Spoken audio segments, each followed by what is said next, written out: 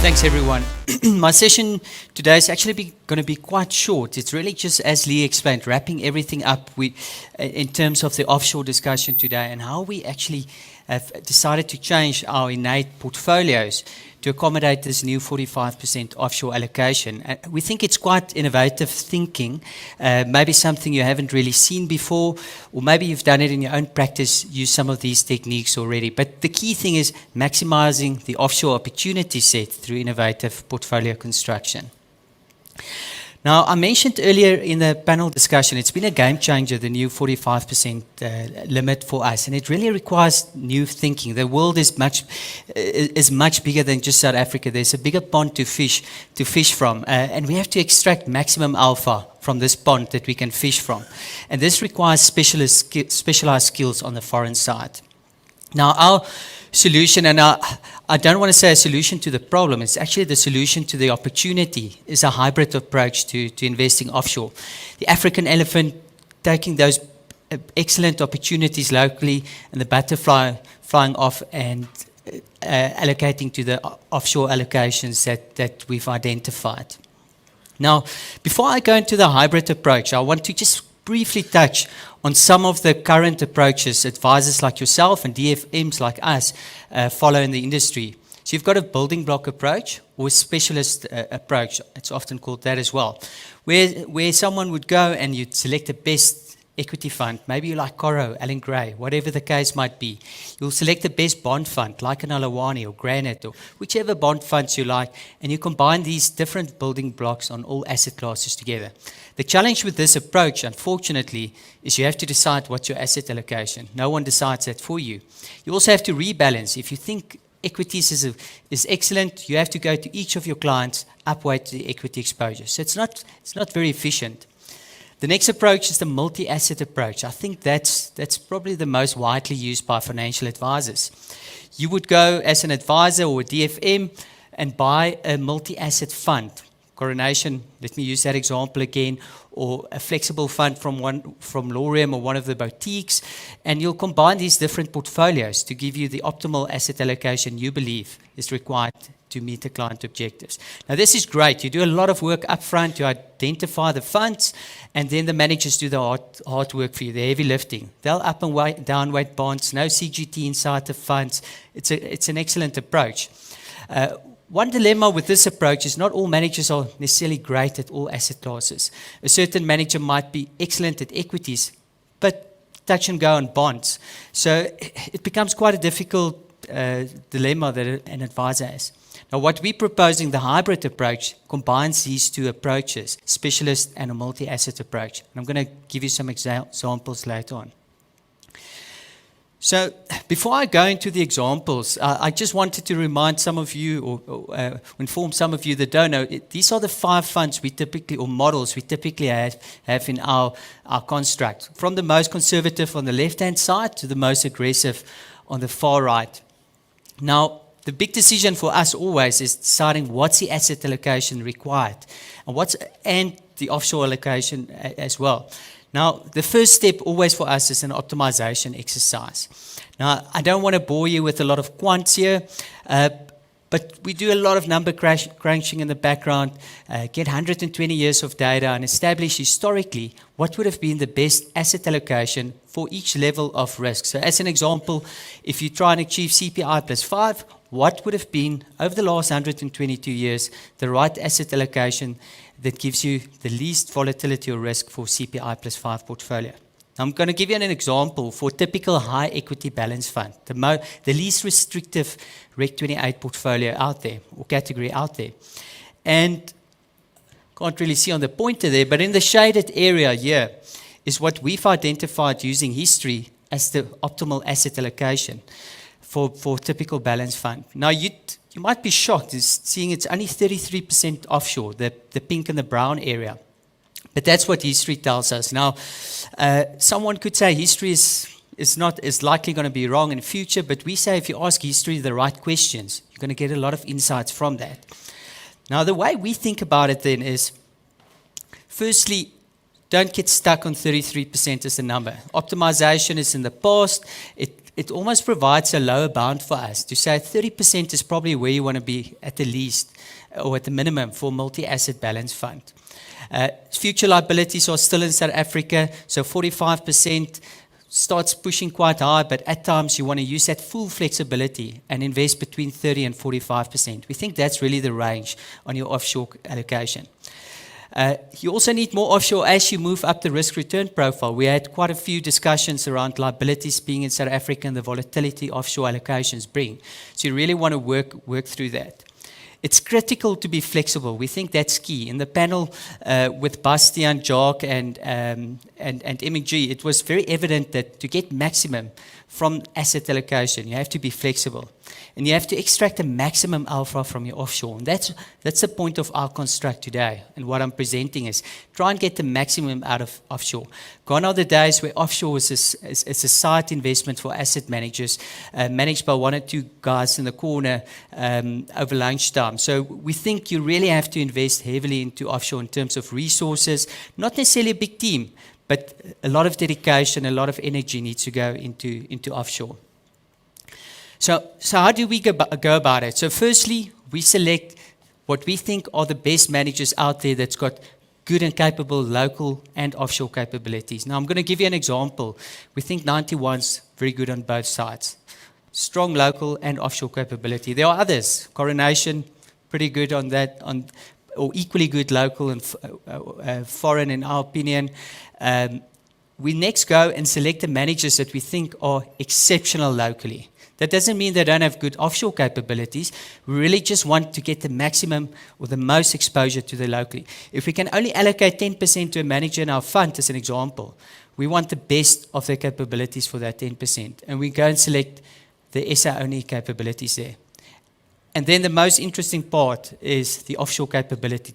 To supplement the local managers, we need to bolt on our offshore capabilities. Now, additional diversification that we bring in, and Lee spoke about enhanced diversification. So we're not buying speedboats and MSC cruise ships, but rather diversify amongst the big ships. These are the big guys. They move slow, they're heavy, often criticized that they can't necessarily get in and out of stocks quite quickly. But what they do have is very strong and competent research teams. They've got leverage with banks in terms of fixed interest, etc. So you need some of these big ships in your portfolio. Again, a 91, an M&G, a Coronation, an Allen Gray. We then want speedboats. These are the guys you saw on the stage today, the 361s, the Loriem, Batteliers, Truffle. These are the guys that are nimble, they're quick, they can exercise opportunities quickly, they can get out of opportunities quite quickly. As Cy Jacobs explained how quickly they got out of transaction capital. That's a speedboat, that's exactly what we want from those managers. Now, the proof is in the pudding for us. I'm saying here this is our new construct. You might think, geez, this sounds quite foreign to you, something new. We've actually used this strategy in our multi-managed CIS branded products for about over 10 years now. And it's quite evident for us if you look at the first three portfolios on this fund. They all beat peer groups over the long term, over pretty much every period. Most of these funds are on the top quartile and some even top decile consistently amongst peers.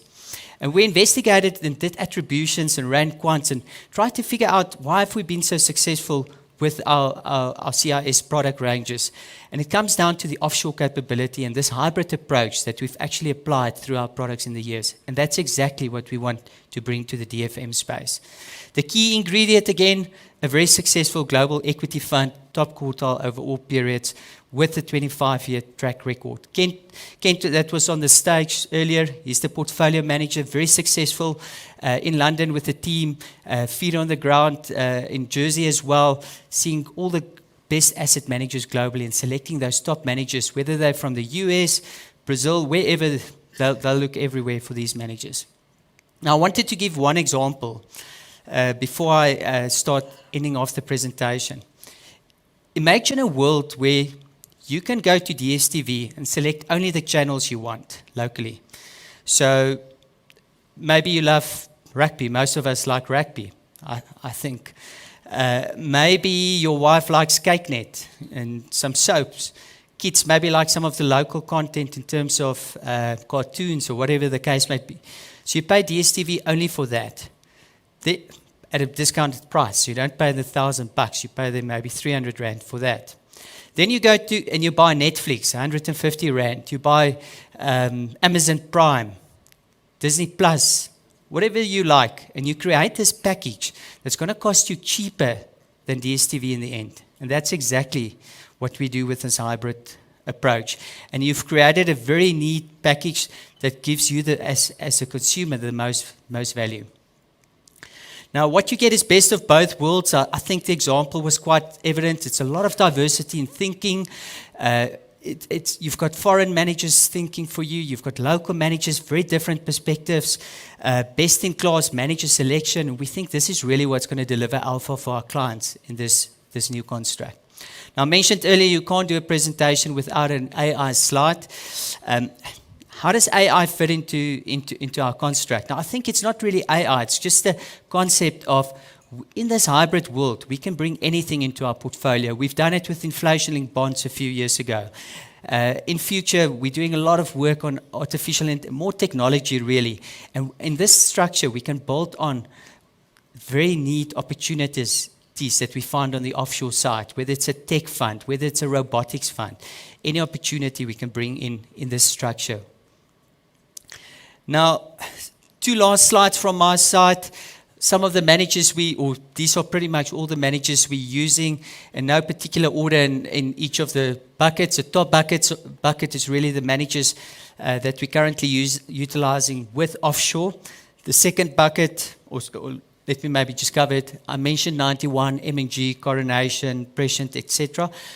The second bucket are managers we've partnered with for local-only mandates, as well as many of the fixed interest boutiques that don't necessarily have a big offshore exposure in their portfolios. So Alan Gray partnered with us on an SA-only fund. We really love Alan Gray's local capability. We think they're super strong, big team, really in-depth research locally.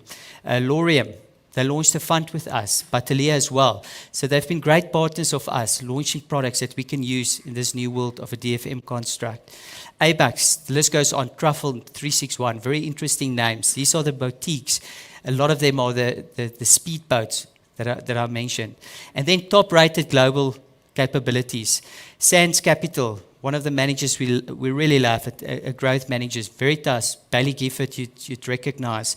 Dodge & Cox, Sanders is actually a value manager, but very different way of thinking about value. Heavily overweight semiconductors for value manager. Quite interesting thoughts. A few other interesting names, and you'd recognize some of the fixed interest managers like PIMCO, Amundi, etc. I want to leave you with one example of a fund. It's just our moderate growth portfolio in INN8. And I didn't want to bore you with the full range. You can look at it in your own time. But just to give you a sense of how we construct such a portfolio. So the first bucket at the top, managers that currently manage both the local and a global portion for us. And we suspect more of these managers will move over time to the local-only bucket.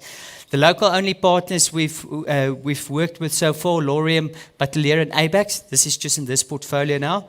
And then we attach our SMM Global Flexible Fund, which is the standard multi-manager branded CIS. And that's where you get access to Kent's fund. All the managers I mentioned on the offshore side, you'll get access to in this construct. So to conclude, we think we can really do well for our clients in this with this dedicated offshore capability that we bring into this new hybrid approach, which we think is very innovative. We've got the depth and breadth of research, over 20 investment specialists in the team doing a lot of research. The stock pickers that we've had today, they think they've got a tough job, 129 stocks to choose from locally, and maybe 60 really that you can invest in, or 80. However, there are 1,700 local registered unit trust funds on multiple platforms, multiple fee classes. You can understand how much more workload it is, and you really need time to work through these and in-depth research. Once you go globally, 130,000 registered mutual funds across the world. That's the amount of work you have to work through as an advisor or DFM to figure out what's the right investment. We think we've got a solid track record in this hybrid approach. We really think we can do well. We've done well in the past, and we think we can continue doing well. And no local manager bias gives us a great opportunity to fish in this bigger pond for our clients. Thanks a lot, and thanks for your time so far today.